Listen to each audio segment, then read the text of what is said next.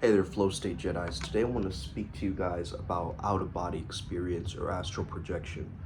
I'm a novice in this area, but I've been experimenting as I always do like a mystic scientist. So today I decided that I would use the method where I would put myself into a sleep state, but I would try to remain conscious as I'm sleeping, aware as I'm sleeping. Now, at first, before trying this out, I'd highly recommend, first and foremost, you gotta make sure that the temperature of your room is correct. You gotta make sure that you're not going to suddenly wake up because of some noise or something like this. You've also gotta entrain yourself, okay? Entrain your brain to listen to guided yoga nidra meditations, as well as guided astral projection meditations that are already on YouTube, and doing a few of those to get a good understanding of the state. And other times, through a guided hypnosis or a guided trance, you can enter it a lot more easily. This is because you're paying attention to the words and you're paying attention to what can naturally keep you awake. According to Theosophy, there are 7 bodies of man, the third of which is the astral body. So the astral body can leave the physical and etheric bodies and go around traveling on something called the astral plane. I make a lot of jokes with friends about the astral and being there. There's no scientific evidence that consciousness can exist outside of the brain. So we're not even sure if this thing is real, or we're just fantasizing or dreaming or trying to practice staying in that liminal space. I understand it from what I've read in terms of the spirituality aspect of Turiya, which is the 4th state, as you call it, the 4th state of consciousness. Instead of, you're not sleeping, you're not dreaming, you're not awake, you're in between. You're awake while you're asleep, and you're sleeping while you're awake. I think in this liminal space, if you can train yourself that I can astral project, before going to sleep, you tell yourself, I can astral project, I can astral project, I can astral project. Astral projection is my norm. Astral projection is my norm. I can explore different places through astral projection. I think as an astral projector, okay, you have to have your intention very, very clear before you astral project. This is why it's good to keep some kind of a journal, some kind of a thing that you're writing on or taking notes on, because how else are you going to rationally and logically, right, connect all the dots? And if some of these visions make sense, or you get some kind of a, maybe you hop into a strange dream of yours. A lot of people who are astral projecting, the science has shown that they also absorb things and they can tap into the flow state a lot faster, like immersing into something that's not real, like a film, where you just get engrossed into it. Out-of-body experiences are more suggestible, more imaginative.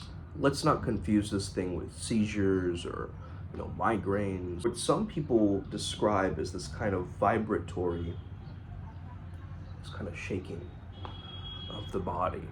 We have to try to differentiate these from some kind of a dissociative experience, okay? Where the mental and the physical are just split and you just feel like resting in the mental, and the physical is completely just ignored.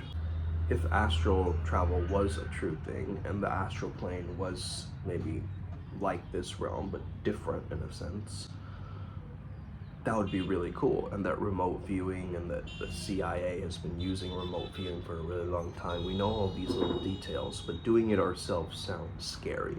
That's why we have to kind of wean ourselves into it. Having that time right before sleep, you can try to train yourself to telling yourself, yo, I'm an astral projector, okay?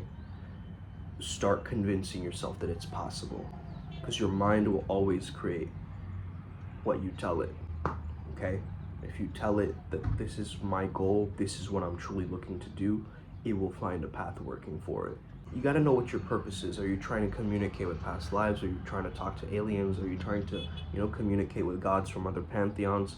There are other ways to do this too, right? You don't necessarily just need to astral travel to get some of this information. But I think if you are gonna be like the Sorcerer Supreme, you're gonna have to have this in your belt of tools, something that you can use to get some information, to get some kind of forms of downloads, you could call them, or shamanic visions or insights, okay? And that's what I've been experimenting with. I haven't been going into this super serious trying to get it, because whenever you try to do something, you're not relaxed enough, you're not gonna attain it, okay?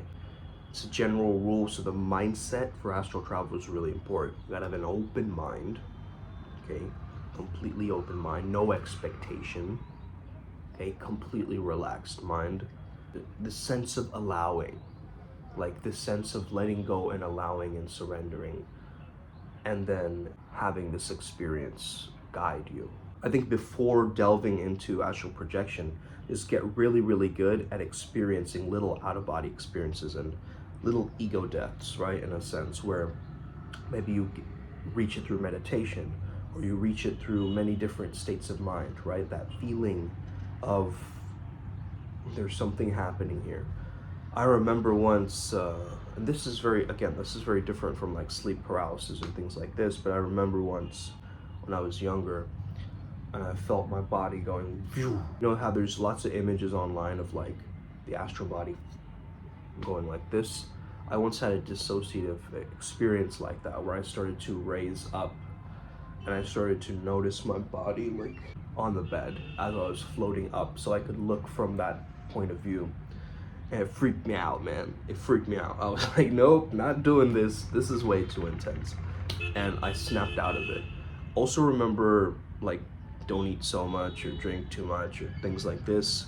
Stay away from using different things or hallucinogens or trying to like force this thing, because again, yeah, you're trying to stay in that liminal space, right? So if you're about to pop into the astral and then you're like, man, I need to pee, that's a shitty situation to be in, okay? So if your mind is not steady when you're astral projecting, it'll just go into lucid dreaming. From what I understand, astral travel needs a superhuman level of focus. As Sadhguru says, time and space are just projections of your consciousness, and we're going beyond those. We are these multidimensional beings who are having these separate lives in all these different dimensions that we don't even realize, and we can't even comprehend that something like this can happen. But you're living so many different lives simultaneously right now. You're just in this particular universe right now watching this video. The more specific you get for the reasons why you're doing this, train your focus, you practice staying in this liminal space, you're going to experience these out-of-body experiences or these astral projection moments, okay? Again, the more specific you get, the more repetition, that's gonna be key to any kind of mastery, any kind of manifestation, as you guys know. Now, I don't know if what I experienced was an astral travel experience. However, I have noticed that it's not this kind of visualization or hallucination thing. A lot of people say this stuff because they haven't truly experienced it themselves, and you know, how can science test whether you're actually going into the astral, right? It's just not possible. It's something happening through the consciousness of the mind or something like that, right? Or maybe it's just you're going into a different dimension that isn't physical. Maybe as we wait for science to mature, we can actually find the truth of this thing out, right? But again, don't try to over-intellectualize and try to understand this. Just go into it, have fun with it, and that's how you're gonna learn and approach it, okay? Because I've tried to go into the scientific of this, but it's just seemingly impossible to try to track different things like this and actually make them happen. If you have any recommendations for me, the people watching, if you have any books, movies, you know, things that I can read, things that I can practice, definitely let other people in the comments know, because that would really help us out. And we are the Flow Jedis. We put ourselves into altered states to alter our traits, to alter our life, okay? That's what we're about. Have an incredible day. May the flow be with you, and stay legendary. Let's talk soon. Boom.